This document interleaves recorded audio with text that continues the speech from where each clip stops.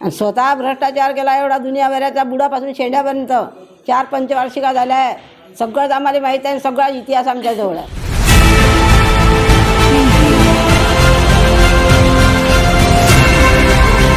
माझ्यावर आज ग्रामपंचायतचे एक उपसरपंच आणि 5 सदस्य यांनी माझ्यावर अविश्वास प्रकट केला. त्यांचं म्हणणं होतं की एक तर रोजगार सेवकाला घ्या कामावर, नाही तर आम्ही तुमच्यावर अविश्वास घेतो. मी प्रामाणिकपणे सांगतो की मी प्रामाणिकपणे ग्रामपंचायत कारभार चालवला. त्यांना एकच सांगितलं का मी रोजगार सेवकाला कामावर घेऊ शकत नाही, माझं पद जंत चालेल.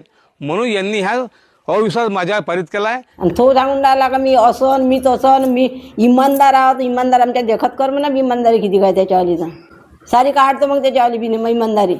गीताबाई ढोणे, बाबुईगडा गट ग्रामपंचायत बाबुईगडा.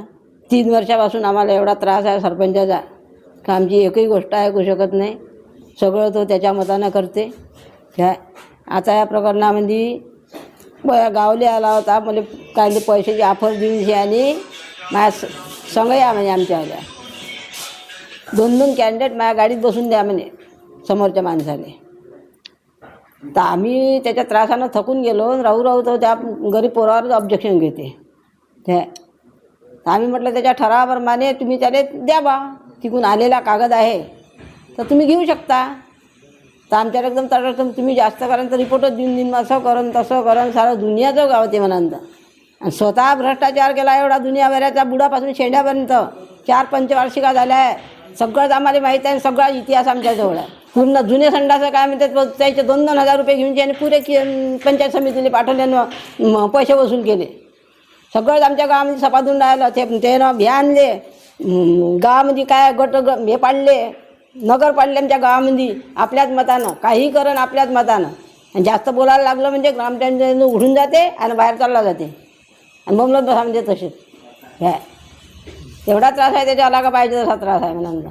आणि तो सांगून राहिला का मी असन मी तसन, मी इमानदार आहोत. इमानदार आमच्या देखत कर म्हणा. इमानदारी किती काय त्याच्यावालीचा सारी काढतो मग त्याच्यावाली बी नाही इमानदारी.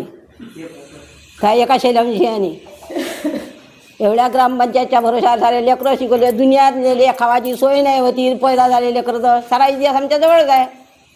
आणि आडवत असंही नाही राहिलं तर काय आमच्या असं किती काय करणार आहे तो. आणि लाखांनी रुपये घेऊन लोकांच्या घरी जाते. आम्हाला म्हणे निवडून आले त्यावेळेस लाख रुपया देतो म्हणे तुले. लाख रुपये घेऊन लोकांच्या घरी जाते. किती सारी कहाणी आहे साहेब त्याची 4 वर्षाच्या याच्यामध्ये. पण हे बाबूकडे ते लोक मूर्ख त्यानेच निवडून आणि त्याला उभा करून दे धतुऱ्यासारखा.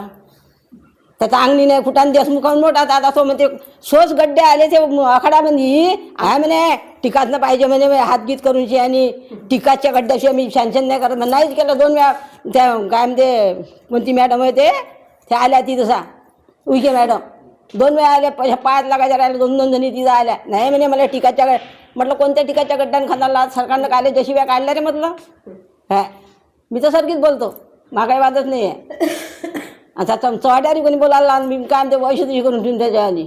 मग तूच मी होतो तूच मिळ त्या बापाचे नोकर आहे का लोक गड्डे खांदाले नाही म्हणजे विचारले 10 लाखाचं नुकसान होतं.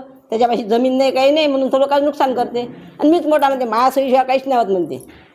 काय मी म्हणजे मी तुमचं कोणाचं ऐकत नाही